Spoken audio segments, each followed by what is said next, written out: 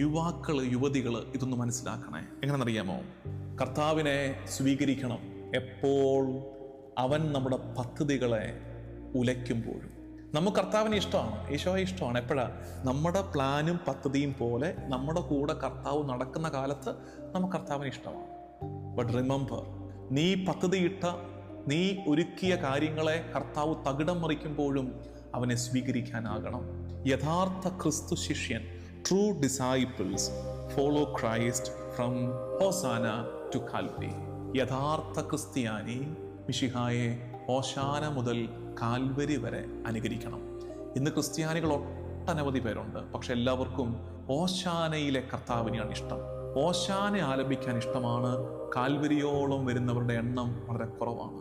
ദൈവത്തിൻ്റെ വരവ് is different. നമ്മൾ എക്സ്പെക്റ്റ് ചെയ്യുന്ന രീതിയിലല്ല കർത്താവ് പലപ്പോഴും നമ്മുടെ ജീവിതത്തിൽ